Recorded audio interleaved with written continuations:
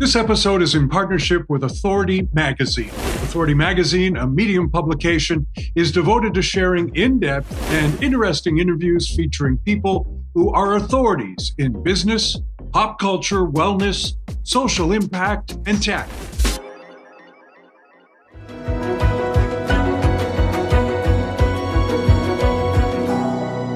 Joining me once again as guest host is the wonderful Jane Sibbett. Jane is a talented actress and storyteller, best known for her role in the TV series Friends.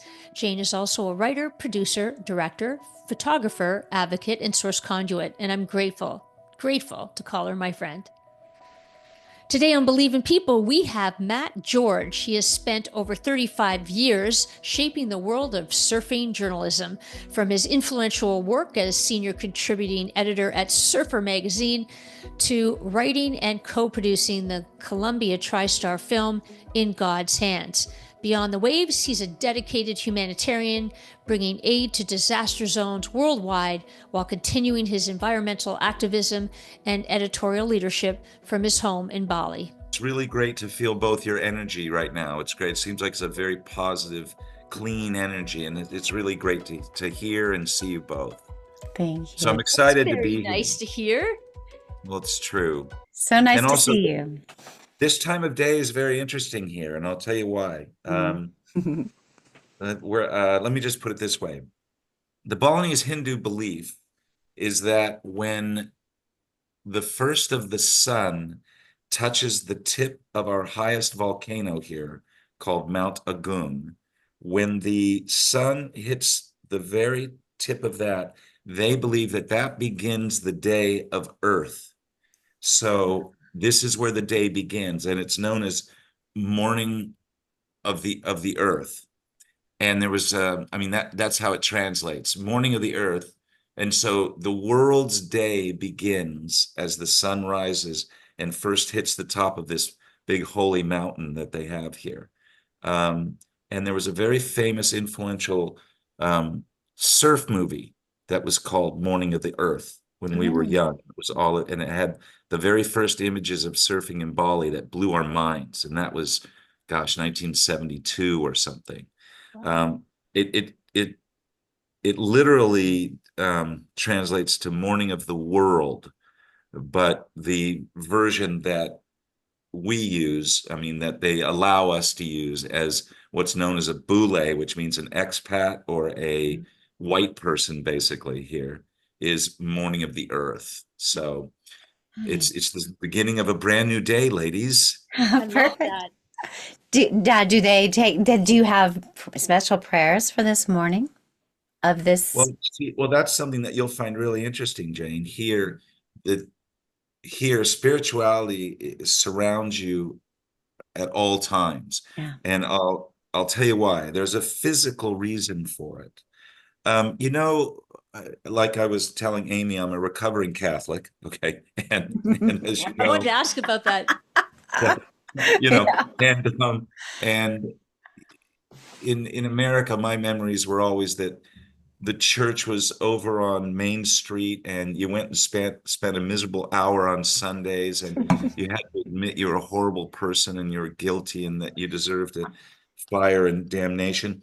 And here, you temples are all around everything, and they're everything from an actual proper, very colorful, beautiful temple to just small little statuettes that are left with daily small little offerings called chanons, which might be flowers and some candy, and they spill coffee on it, for the spirits. And it's everywhere you go. I can see two right now, and everybody has one in their house, a very small altar. And you're able to give thanks anytime you want, because you see it everywhere. You cannot get away from it. And it's just this wonderful reminder of this spiritual world of thanks and gratitude that you live with 24 hours a day here. And it's not something you do on Sunday for an hour in uncomfortable shoes. Yeah. It's a barefoot adventure in many ways. So yes, so that's what's that's one of the reasons that I chose to live here. Well, and that's sort of a beautiful segue into Welcome to Believe in People, Matt. Okay. And you I'm know, glad. interestingly, you tapped in just before we started about your past, and you talked about recovering, covering Catholic. You're in Bali now? How did that happen for you? Where do you go from this kid, raised Catholic, to now transitioning into something so different? Well, it's a pretty simple answer. I was born on the road. We were a Navy family, a Navy military family, and we were introduced to cultures at a very young age. Like by the time I was 8 years old, I'd crossed the Atlantic by boat twice and the Pacific once. And also, having arrived in Hawaii in 1968, that was another spiritual awakening because of the Polynesian culture. Back in 1968, and this is something that Jane knows very well, having lived in Hawaii for so long. The Hawaiian culture is very much like the Balinese culture in that you cannot escape it when you get on an island. If you're on the island of Hawaii or Oahu or wherever you are, it is ever present. And so I think from 8 years old, I was open to that feeling of what's called mana, or the feeling of the land, or the aina, and you're you're introduced to that. Also, the transition was easy because in Hawaii, especially in 1968, you also got the very strong feeling that you were a minority. So being an American, white individual, having spent so much of my life as a minority as I am now, that really opens you up to that world of understanding and acceptance, and I hate to use the word tolerance, but I would say it's an approach of life where you don't feel you have any rights. You have privileges. You don't exercise your rights. You exercise your privileges with people. And it just makes an entire difference. So that's how it was so easy to transition and retire here, I believe. And how long have you been there, Matt? Hi, Jane. Hi. How long have you? And I want to Hi, know how Matt. you two met then. I want to know that whole thing.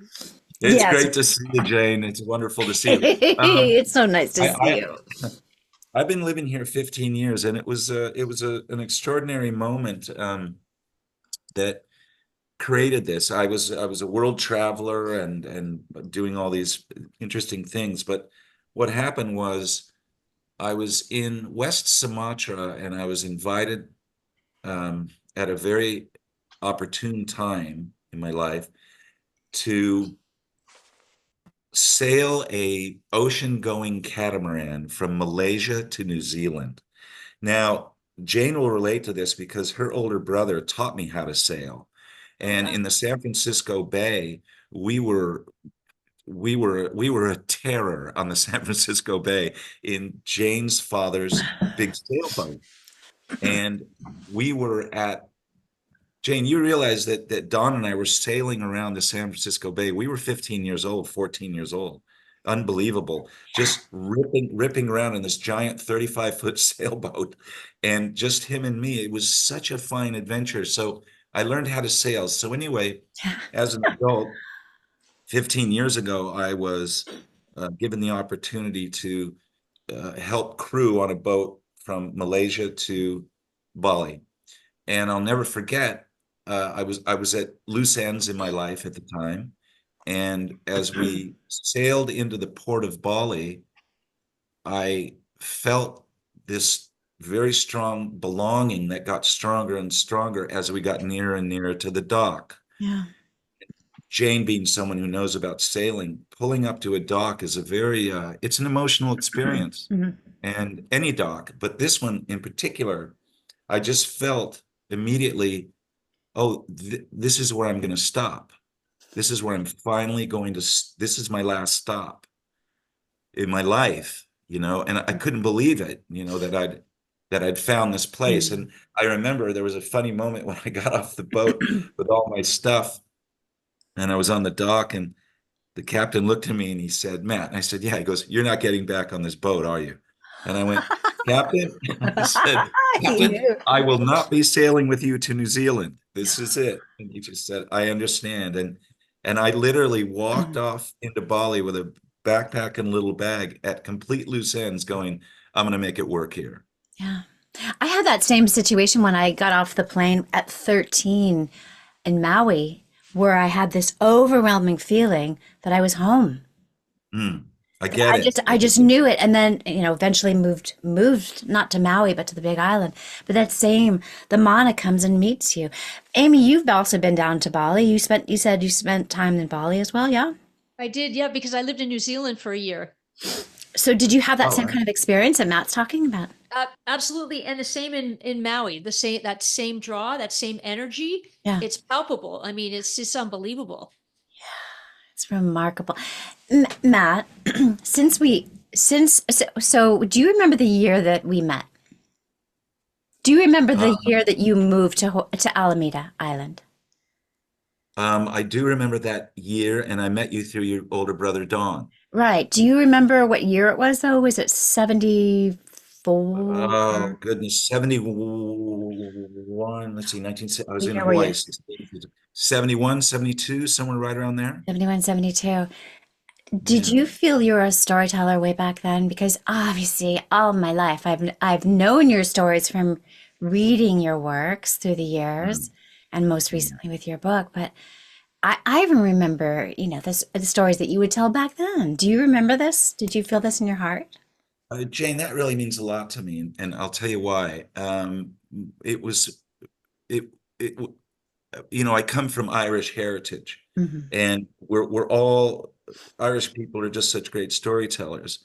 And the key to storytelling is to always tell stories um, in a way that is almost like a three-act play. You Hmm. know, we were raised in a house, and my father Raymond was a Hmm. great storyteller, but particularly my mother, Oh, who really? really in the early days, she was a school teacher, Hmm. so we were literate very, very early, and we were storytellers from a very young age. And I think it was the influence of a school teacher mother Hmm. and that Irish heritage of the joy of a tale well told, Right.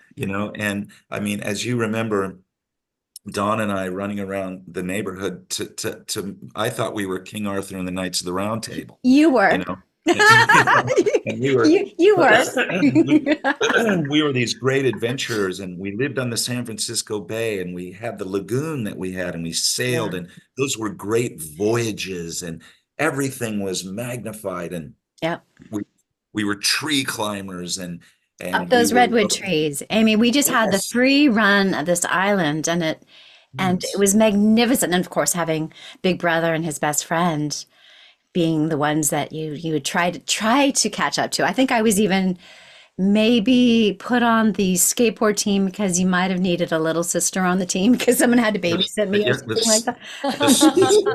it was the Sunset Skateboard Team, That's and right. I will tell you, oh my goodness, I could just go on and on. We made film, we made Yeah, Super 8 films, and Don was the genius, and I was my more or brother. less the muscle, I guess. And we did all these every day we woke up just awaiting the adventure of childhood, and it was magnificent, particularly since we both came from families where there was strife with our parents, Hmm. and so we surrendered ourselves to kid world, and we really took advantage of it, didn't we, Jane? Yeah, we did. I mean, that was definitely the time when our parents threw us outside and we wouldn't come home until dinner, maybe not even then. But Yeah, Matt was exactly. constantly at our, right, Matt would be at our table a lot because my mom just Yeah, adored Matt. And yeah, Matt, how did your life like? How did you? Were your parents pleased for you with the journey that you decided to take, given the fact that your dad was a military father? Was he? Had he had hoped that you would? Follow in his footsteps. Like, what was that dynamics like? That, and I wanted to talk about your how did your surfing Yeah. evolve and all of that cool stuff? my father was confused about me all his life. As He was You know? You're a good That's second easy. son. It's the middle child thing. Right? It's the middle child. He was very confused. He couldn't quite get it. He never understood me, but there was a lot of love between us. And the surfing event, and so no, he didn't want me to become a military hawk or anything like that. He wanted me to do what I wanted to do, but I think he wasn't expecting this at all. But here's how it happened. It was all his fault, surfing, okay? And when we first went to Hawaii in 1967, my father was a very rare thing in America. He was a single father with 3 kids. There was Wow. we didn't have a mom at that point. Our mother, they had broken up, and my mother was living in Ohio. So we went to Hawaii. He got custody, and we went to Hawaii, and there was no such thing as daycare then. And so he was working at Pearl Harbor. So in the morning, there was no Navy housing, and the Navy put us up in a hotel right on the beach in Honolulu and at Waikiki Beach. Nice. So what he would do is Sweet. he'd bring us down to the beach because we were great swimmers at that point. My mother was a championship swimmer, so swimming was important to all of us. And he brought us down to the beach, and he'd give the Beach Boys a case of beer in the morning and go, "I'll be back at sunset to pick these kids up," because we were very independent. So I was taught how to surf by the greatest surfers on earth, the Hawaiian Beach Boys. And the moment I stood up on a surfboard for the very first time, it was like stepping on the third rail, of a subway or something. It was electrifying. And with the family breakup and all that, it just was a huge spiritual happening. And I knew by the time the surfboard went up onto the beach and I was still standing, I realized, well, this is it for the rest of my life. The surfing will be my path. And I've stuck to it. And you're still surfing every day. I remember when Matt, when you were, I think, were you still the editor of Surfer Magazine at this point? I think you must have been. When I was 20 years old or so, and I remember sitting on the beach and you were commentating a surf competition, and you were talking about the Church of the Surf and about the respecting the ocean. And I've never forgotten that the beauty of that too, coming out of that, and always had such a healthy respect. I've never surfed, Amy. My brothers and Matt surf, but I was actually actually a little afraid. It was the church that I was afraid of, even though I'm such an ocean girl. Yeah, we called it the Church of the Open Sky. That was at that point, it's Well, called that the makes Church of perfect the sense Open for your movie Sky. that you co-wrote, In God's Hands. Yeah. Yes. Yeah. Yes, and that was that was another experience that was extraordinary, and I'm trying to shorten all of these tales. What happened with that was extraordinary. I was again at loose ends in San Francisco as a freelance writer, so to speak, and that opportunity came, and I ended up being the co-producer and the writer, and then they wanted me to actually act in the movie, which I couldn't believe because I'm not an actor, as Jane will certainly attest. You Um, are. I'm not a professional actor Well, by any you were means. great at this. Yes. Well, thanks. But here's the thing. I've always been so honored that came my way, to be able to tell this story. I based it on Homer's Odyssey, actually. I based the whole screenplay on Homer's Odyssey, the Jason and the Argonauts, these 3 friends, these 3 surfers chasing down this giant wave and wanting to slay the dragon and, slay Cyclops, and it was an extraordinary experience to see it on the screen and to see people, real actors, speaking words you wrote. Jane, you'd know about this, sitting there in the theater just going, these people are saying things that I wrote down, and it's like, it was just such a joyful, remarkable experience. And The premiere was at the Cinerama Dome, so it was a big experience in Hollywood. It was a yeah, big it was premiere. really something. And what was extraordinary about it was that the main actors, Amy, were all surfers, my best friends, and they weren't, trained actors by any means. But what we decided to do with the movie was that we wanted the surfing to be very sincere. So we wanted the actors to be professional surfers, like high level stuff, so that we didn't have to use stunt doubles. Yeah. And so it's pretty incredible, isn't it, Jane? It would be like a movie, I guess, about cowboys with real rodeo guys, Oh. And so the acting may have suffered, but the surfing was extraordinary, And it was big So wave surfing too, Amy. So it was a huge experience for all of us to see this and to feel it so intimately through Matt's storytelling. it was in Piahi on Maui, a Mhm. place they call Jaws, and the big climax takes place in what was 60 to 70 foot surf, and It's we were crazy. all terrified, and but They're it was huge funny. waves It there. was Same, yeah.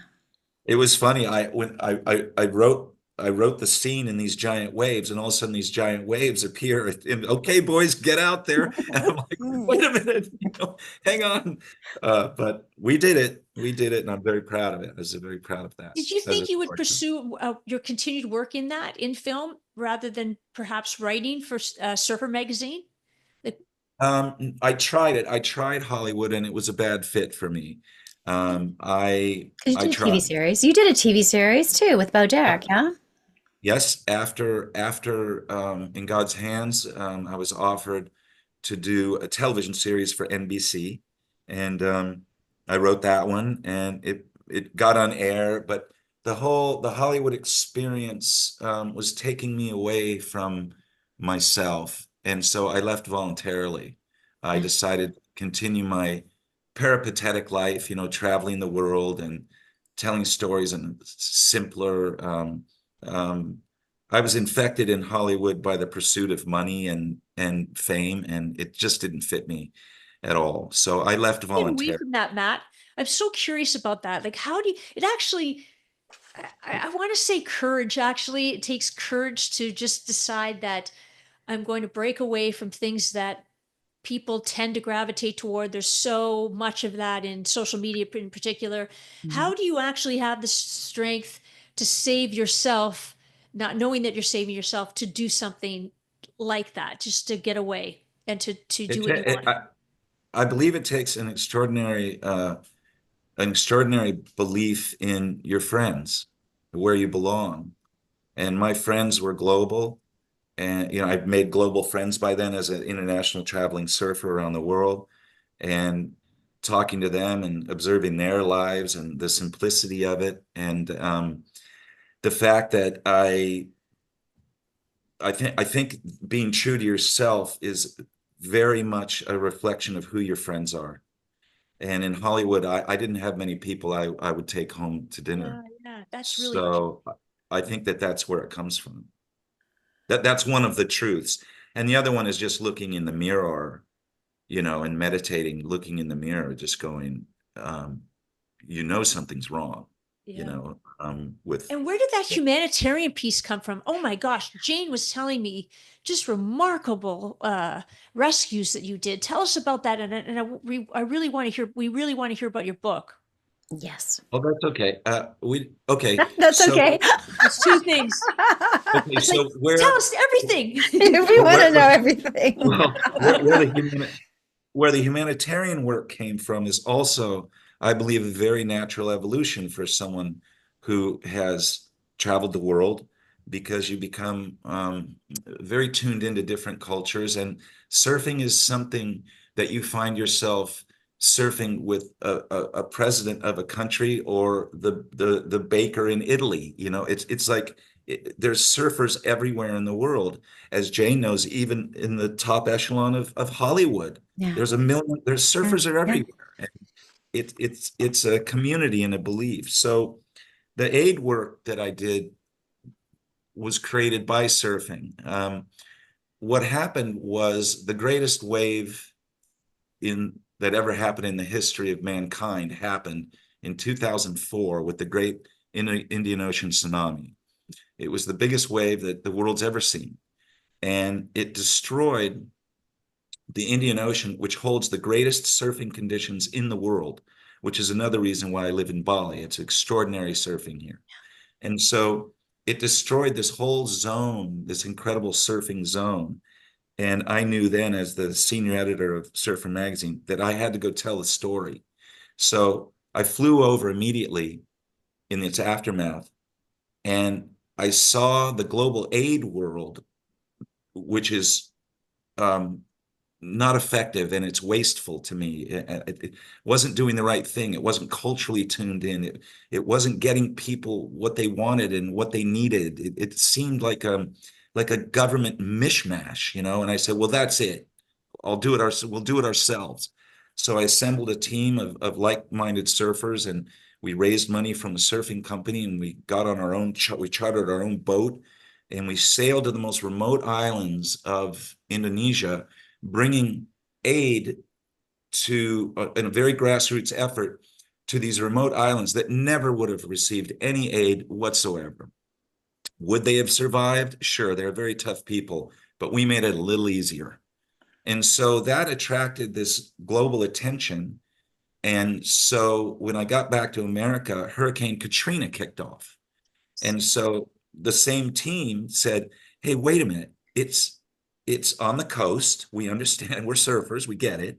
And we have a bunch of jet skis, you know, like, let's go. So we went to Hurricane Katrina, and we ended up in the 9th Ward on our jet skis, ripping around, rescuing people and students out of second-story school windows, and, you know, all this sort of stuff. And that attracted a lot of attention. And then that led to, you know, because since we were in the media, we were very good at expressing what we were doing to the media, Yeah. and getting donations, and, you know, someone had to pay for all this. And so, pardon me, what happened then was a big independent aid organization got a hold of me and said, hey, there's this giant earthquake in Pakistan. Do you think you could deliver a bunch of medicine for us? Sure. You know, sure, So love to. it was because it was Surf Aid, but then you're in Pakistan doing this too. So Surf Yeah, Aid. right. Yeah, and then Wow. Surf Aid seconded me, so to speak, to this big giant UN organization known as the International Organization of Migration. And I got there, and it was the same old thing. It was this mishmash of government and the whole thing. And I said, look, everybody stop, you know, let me do this. You know, I want to go to the most remote area that no one's ever going to go to, and tell the people to stay there rather than go to the stinking refugee camps. You know, Right. we will take the rubble of your homes. We'll help you build shelters to survive while you rebuild. That was, I'll go there all by myself. I will. And so I did the first couple of missions, and when I got back to Islamabad, I was told, this is great. It's raising a lot of money, you know, because it looks pretty cool, I guess. And then at that point, they said, what do you need? And I said, helicopters, as a joke. As a joke, I said helicopters. And they go, well, how many? And I just went, oh, great. You know, I, I said, can I have 3? And they go, sure. I'm like, oh my God. Amazing. So then the mission turned into going into these remote villages and getting the village together to build helicopter pads so that they could bring in aid. And that's how that happened. And that was extraordinary. I ended up on ABC Nightline. Remember that, Jane? Yeah, Ben, you were sending stories back home for us to share with everyone so we could raise more money as he was going. It was Incredible. Yeah. extraordinary. Yeah, it was wild stuff. And so I think that philanthropy spirited me, because it continues to this day in Bali, of course, on an environmental level. And also during COVID, we started something called Project Nasi, which means rice. And so we were collecting as much rice as we could and bringing it to people and all of that still continues. But to get back to the philanthropic urge, I think it's in every one of us, Amy. I've seen that all around the world. It really is in all of us, the same way that we want our neighborhood to be beautiful, the same way we want our government to be beautiful. You know, we want this, okay? But quite often when money and people in charge, they get it mushrooms into like this toxic atomic blast, and the fallout is ineffective. Yeah. In fact, it's toxic. But the people on the ground that are suffering from that fallout are the ones that should be in charge, and they're the ones that should be doing these things. And I think that philanthropic impulse is in all of us. And if you just get a chance to do it, even on a small scale, it's electrifying. It's the rare person that is a true misanthrope, who is a true people hater, to break a sandwich in half and give it to someone you don't know because they're hungry. I think everybody has that impulse in them, given the chance. It's those chances that come along that are rare because we're so busy in our lives taking care of ourselves or perhaps our families or our business, to be able to have the freedom to break that sandwich and to continue doing it is a rare opportunity, but a deep, deep blessing. We have these incredible pictures, and hopefully that some people here will be able to see it, of you stitching people up and delivering babies and going all around the world. Do you have any pictures of you with the pirates? Because I know that you had to get around pirates. Yeah, they were Who gets real to be with pirates. pirates? I know. Wow. They were holding the water back. Oh, Yeah, that's real wow. pirates. That's terrifying. It sure was. But through I don't know, force of personality and being able to communicate with Yeah. people. Again, storytelling. Right. Being able to be a storyteller, being able to compromise or even relate to these people. These pirates, they're doing their thing. Surfers do their thing. It was fairly easy to relate to an alternative lifestyle. Jane, is that what you could call piracy? And so they could see that we weren't, they could see that the crew on that boat were not, I don't want to use the word normal. They could see that we were just this crazy band of gypsies, just like them. And we're just out there trying to help people, Trying to man. help people, yeah, in the middle of this Yeah. crisis when the water wasn't moving and the food was sitting on the dock, and there Matt Exactly. was with his merry band and Yes. wrestling it away Like-minded. from the government to bring it to the people who needed it most. And Wow. I can't tell you how inspiring that was for me. Still forever the little sister looking at my big brother's best friend out there in the world. It's always been so inspirational, and all the stories that you tell. Well, thank you so In much for deep that, and Jane, all. because both of you are making my head like the size of a watermelon. Matt, we I could mean, be talking to you for days, and I want to thank you for being here. And I want to find out before we go. First, tell us about your Sure. book. Please tell me. Indeed. And and I just called for Ruby to bring it in because it's right up there. It's next to my bed while reading it. Wait, bring it closer to the Oh, camera, deep, Matt. deep, There. in deep. Because the focus is funky. See, it's so funny. Sam is in focus, and there, almost. It's weird how it's going out of focus. There's What's Matt going and on? Sam. That's his big brother. Oh, wow. So Matt, tap on the title. Just tap, and then you see that says Oh, that's indie. interesting. It's funny that At your any camera's rate. doing that. It just is. wants At your any rate, face. at any I'll rate, make sure we post it. Okay. And so, and your brother was part of this too? not my well, my brother's been part of my life all my life, and I've been very lucky to have a partner in crime like himself. We both left the home early and started our surfing adventure very early, and we did it together. I left the house at 16, and I lived at the foot of my brother's college dorm bed. He hid me there for a full college year. Oh And no, really? oh yeah. Is that San Luis And, Obispo?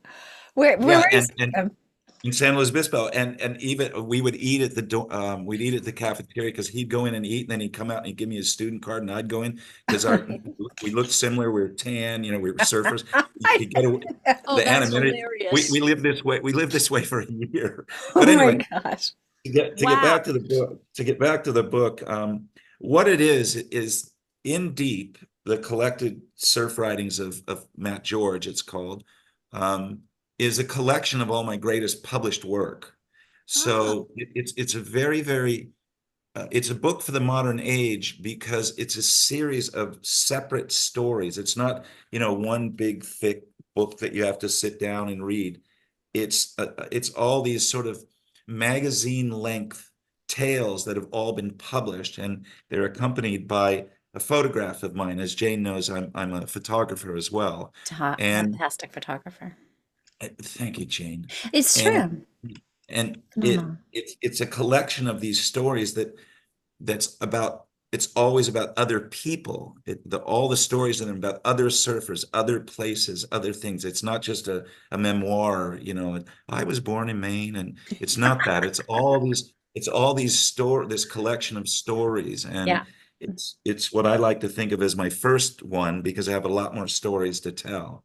But Beautiful. I'm very proud of it, and you can get it on Amazon or whatever.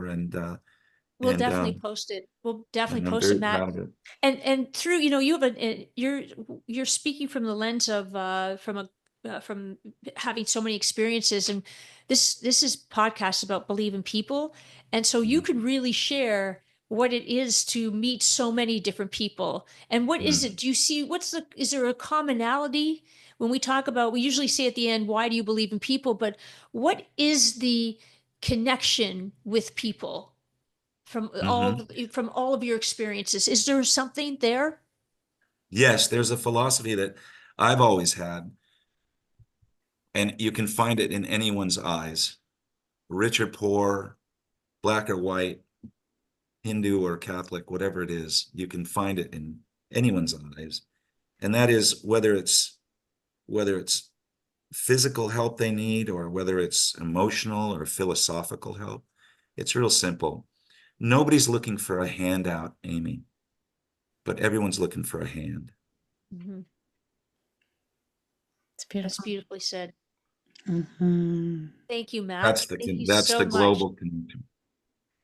To me, Beautiful. that's the global connection. Everybody could use a hand. Yeah, It's beautiful. absolutely. Especially right now, our world is Oh, looking for some hands right now. It says, help. I'm really glad I'm in Bali. Let me tell I you, I'll put it know. that way. It's quite thank you a so much time. Well, for being on thank you our so much. podcast. I really Well, enjoyed this. Like I said, I really feel your energy. You're in the right place, and it's just been a great pleasure. Thank you, Amy, and thank you, Jane. where do I start with that one? Amy, I am just so grateful that you were able to say yes to Matt George and his his in-depth storytelling from around the world. Like I said, as one who has always loved Matt since I was a little girl, to see him as a man and still telling the most beautiful stories. It's such a privilege, really, and to see his heroism in a world that really needs it, right? Really, I know. And you think about the fact that what I am so intrigued by is that he recognizes what he needs, what his soul needs. Yeah. And because I would think that it would be extremely difficult when you're doing something that he liked, which was filmmaking, and he had such a rush over it. But yet it didn't, his people, so to speak, or his tribe wasn't there. Yep. He was able to have the strength to pass that up and do something else. And that really, and to actually, I hear the word simple a lot, and the importance of simplifying your life. Yeah. And that's magical. That's I really agree. something. I agree. Absolutely inspiring. We had a touch of that when we left everything in Hollywood and went to Hawaii, but not nearly to the length that he did, to go and do humanitarian adventures for the need of the people. Yeah. Not just taking care of Matt. It was all about for the need of the people. What do the people around here need? So it's Exactly. lovely. Yeah. He really does instill hope. So thank you, Matt, for doing that. And thank you, everyone, for checking this out and believing in people. Thanks so much, Jane. And thank you, Amy, for this. So appreciate you. Thank you. I believe in you.